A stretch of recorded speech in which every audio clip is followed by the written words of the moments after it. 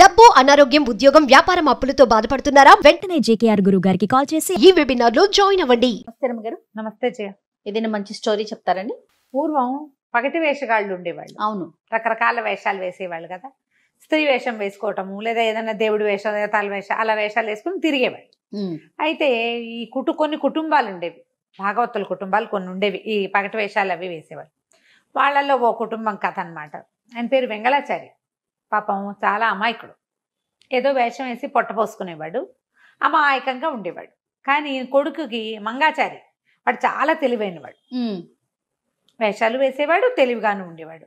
ఈ అమాయక ప్రాణి భర్తకి ఆ భార్య రోజు అడిగేది, ఏమయ్య ఎన్నాళ్ళు ఇట్లా గడుస్తుంది, పావలా తెస్తావు, అర్ధ తెస్తావు, ఎవరో ఒకళ్ళ దగ్గర పోగొట్టుకుంటూ ఉంటావు. ఊరు రాజుగారి దగ్గరికి వెళ్ళి కనీసం మన ఇల్లు గడవడానికి ఒక మంచి పాలావునైనా ఇవ్వమను, ఓ పాల గేదెనో ఆవునో గేదెనో ఇవ్వమని అడుగు అని రోజు పోరేది. ఈ మంగాచారి ఏదో వేషం వేసి డబ్బులు తెచ్చేవాడు. సరిపోయేది కదా, వాళ్ళకి 5-6 చిన్నపిల్లలు ఉండేవాళ్ళు. అయితే ఇతను ఏం చేశాడంటే, ఒకరోజు రాజుగారి దగ్గరికి వెళ్ళాడు. బాబు, ఇల్లు గడవటం లేదండి, ఏదైనా ఒక పాలగొడ్డునైనా ఇప్పించండి, పిల్లాడు ఏదో పావలా తెస్తున్నాడు అని అడిగాడు. రాజుగారు అన్నారు, చాలా జాలేసింది ఆయనకి. పండగలప్పుడు, అప్పుడు ఫంక్షన్లప్పుడు వీళ్ళు వేసే వేషాలు అవన్నీ చాలా బాగుండేవి. వాళ్ళు మంచి కుటుంబాలు. పాపం అమాయకుడు అవటంతో ఇతను సంపాదించుకోలేకపోతున్నాడు. ఆ మందలోంచి నీకు కావాల్సిన దాన్ని తోలుకెళ్ళవయ్యా ఆచారి అన్నాడు. సరే ఇతను వెళ్ళాడు. వెళ్ళి బాగా గొడ్ల సావిట్లో వెతికి ఒక బ్రహ్మాండంగా ఉన్న ఒక గేదెని తోలిపోయాడు. గేదె అనుకున్నాడు, యాక్చువల్గా దున్నపోతు. ఓ, అది భారీగా ఉండటం ఒకటి ఆయన ఆలోచించాడు. గేదె దున్నపోతా చూసుకోవాలి. పెద్ద పెద్ద కొమ్ములు, మంచి బలిసి బ్రహ్మాండంగా ఉండేసరికి ఇంటి పట్టుకెళ్ళంగానే లాబో దిబో మంది భార్య. అయ్యో, ఏం పని చేసావయ్యా. సరే పోని, రాజుగారు తీసుకుపోమన్నాడు కాబట్టి నిన్నెవరు ఏమనరు. దీన్ని అమ్మేసి ఓ 50 రూపాయలు పట్టురా, అమ్మితే 50 వస్తుంది. గేదైతే 30, దున్నపోతైతే 50, దాంతో వ్యవసాయం కూడా చేసుకోవచ్చు అని చెప్పేసరికల్లా సరే ఈయన ఏం చేశాడు, సంతకి తోలుకెళ్తుంటే ఇలా పక్క ఊళ్ళో ఈ సంతలు ఉన్నాయి. ఆ ఊళ్ళో ఒక నాన్న 2 కొడుకులు ఉన్నారు. వీళ్ళేంటంటే మహా దొంగ మొహాలు. వాళ్ళల్లో ఒకడు ఎదురుపడి ఎక్కడికంటే చాచారి గారు వెళ్తున్నారు అని అడిగితే దీన్ని అమ్మడానికి వెళ్తున్నాను అన్నాడు. మీరు సంతకు పట్టుకెళ్తే ఎట్లాగండి, ఎంత అనుకుంటున్నారు అన్నాడు. ఏమో, దీన్ని బేరం కట్టించాలి, నాకు తెలీదు అన్నాడు. బేరం కట్టించేందుకు ఒక మనిషి ఉన్నాడండి, నేను తీసుకెళ్తాను అన్నాడు. సరే, వీడేం చేశాడు, రెండో వాడు ఇతను నమ్మేస్తాడు. ఇతను నమ్మటం మెతకవాడు కదా, అమాయకుడు. వాళ్ళ అన్నయ్య దగ్గరికి తీసుకుపోయారు. అన్నయ్య దగ్గరికి తీసుకెళ్తే అన్నయ్యకి కనుమలిపాడు, ఇట్లా వేలు చూపించి. ఆయన చూసి, అబ్బాయి బక్కగొడ్డు, 4 రూపాయలు చేస్తుంది ఇది అని చెప్పేసరికల్లా సరే 4 రూపాయలు చేస్తుందని బేరగాడు చెప్పాడు. అమ్మడానికి బేరం ఎవరి దగ్గర అమ్మాలి, పోనీ 4 రూపాయలైనా వస్తాయని సరేనన్నాడు. ఎవరినైనా బేరం కూడా చూసి పెడతా అంటే చూసి పెడతానండి అన్నాడు.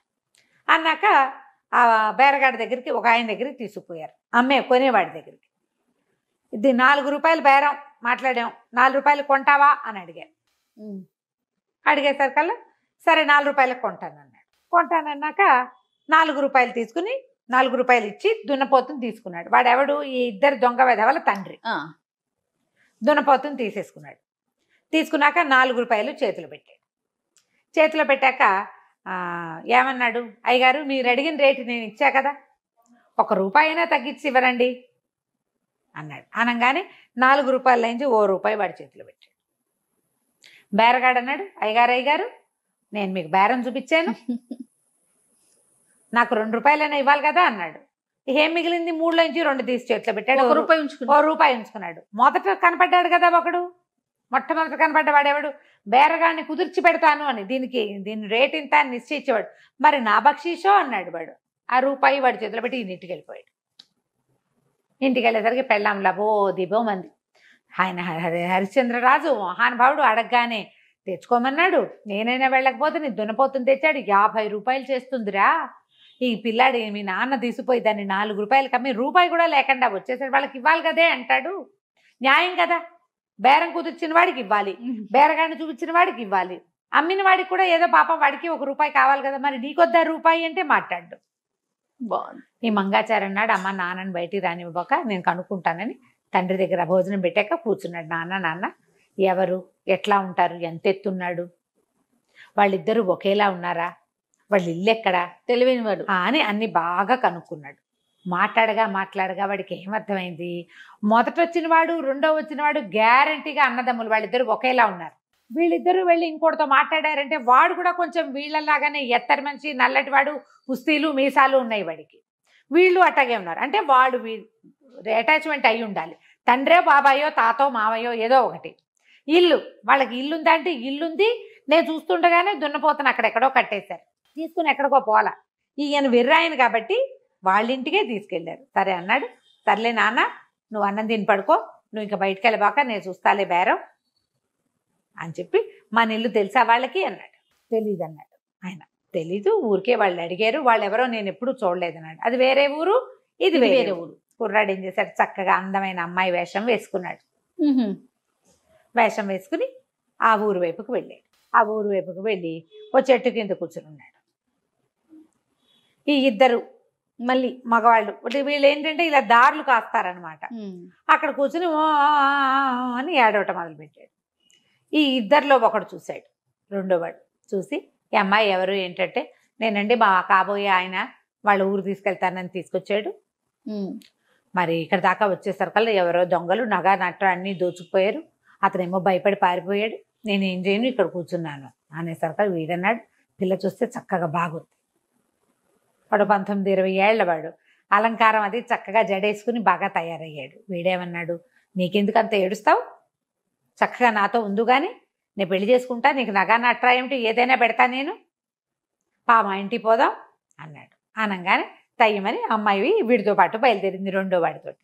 రెండో వాడు ఏం చేశాడు, అట్లా నడుచుకుంటూ వచ్చి ముందు వాళ్ళ అన్నయ్య కాపేసి ఉంటాడు. అన్నయ్య దగ్గరికి వెళ్ళి, అన్నయ్య అది కాదు, మరేమో నేను పిల్లని తెచ్చుకున్నా, పిల్ల ఎంత బాగుందో దాన్ని పెళ్లి చేసుకుంటాను అన్నయ్య అన్నాడు. అన్నయ్య అన్నాడు, ఓరు నీ దుంపదేగా, నాకు ఇంకా పెళ్ళే కాలేదు, చిన్నపిల్లాడు, నీకు అప్పుడే పెళ్ళేమిట్రా, ఆ పిల్లందే నేను చేసుకుంటా పెళ్ళి అన్నాడు. రెండోవాడు ఒప్పుకున్నాడు. సరే రెండోవాడు పెద్దవాడు అమ్మాయిని పుచ్చుకుని ఇంటి దాకా తీసుకెళ్లారు. ఈ కుర్రాడు గుర్తుపట్టాడు, వాళ్ళ నాన్న చెప్పాడు కదా, ఎత్తరి మనిషి, ఇంత మీసం ఇంత పొడు, చూస్తే ఇద్దరు ఒకేలా ఉన్నారు, వీళ్ళే గ్యారంటీగా. ఇంటికి తీసుకుపోయారు. ఇంటికి తీసుకుపోయి, నాన్న తమ్ముడేమో ఈ పిల్లని తెచ్చాడు, నేను చేసుకుంటానంటున్నాను, నువ్వు చెప్పు సాక్ష్యం, నువ్వు చెప్పు, పెద్దవాడికి ముందు పెళ్ళేవాళ్ళు కదా, సాక్ష్యంగా తీర్పు నువ్వు చెప్పు అని అడిగేసరికి నాన్న అన్నాడు, ఓరి మీ దుంపలదేగా, మీ అమ్మ చచ్చిపోయిన దగ్గర నుంచి ఇంట్లో దీపం పెట్టే నీళ్ళలేదురా, ఆడపిల్ల వచ్చింది కదా, దాన్ని నేను చేసుకుంటా, ఓరి దుర్మార్గుడు, నేను చేసుకుంటాను, ఏదైనా వస్తే సింహభాగం నాదే కదా, నేను చేసుకుంటా, మేమిద్దరం దగ్గరుండి మీ ఇద్దరికి పెళ్ళిళ్ళు చేస్తాం కావాలంటే, పొండి అన్నాడు. అనేసరికల్లా కుర్రాళ్ళు ఇద్దరు వాళ్ళ నాన్న మాట కాదని లేదు, కొడతాడు నాన్న, రౌడీ.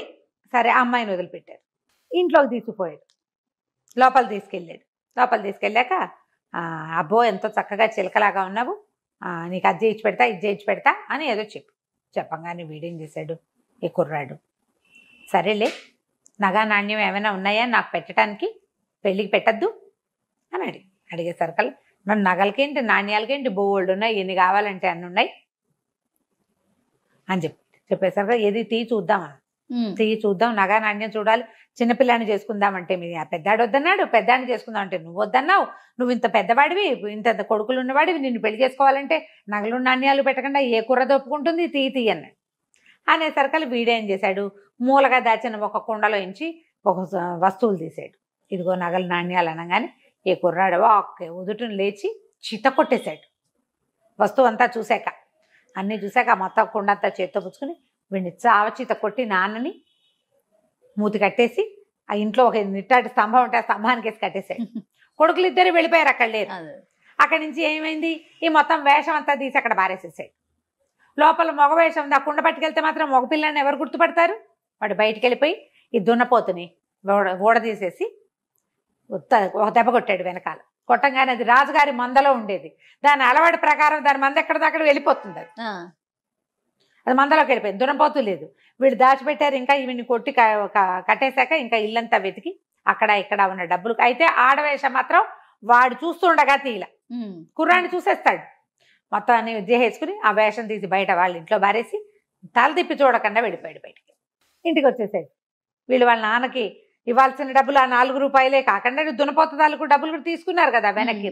వాడు ఎప్పటి నుంచో ఎంతమందినో కొల్లగొడ్డి సంపాదిస్తున్న మొత్తం డబ్బులన్నీ తీసేసుకుని ఇంటికి వెళ్ళిపోయాడు. ఆ తర్వాత ఎప్పుడు ఆడవేషం కట్ల ఆ అబ్బాయి. ఆడవేషం కడితే తెలిసిపోతుంది. గుర్తుపడతారు కదా. ఆ తర్వాత ఏం చేశాడు, 2 పాలగొడ్లు కొనుక్కుని ఆ గొడ్డు గోదా నాన్నకు అప్పచెప్పి వాడి పనులు వాడు చేసుకునేవాడు అనమాట. మంచి తెలివైన పిల్లోడు. మనం ఇంటికి. నమస్తే. సుమన్ టీవీలో మీ పర్సనల్ అండ్ బిజినెస్ ప్రమోషన్స్ కోసం కింది నెంబర్కి కాంటాక్ట్ చేయండి.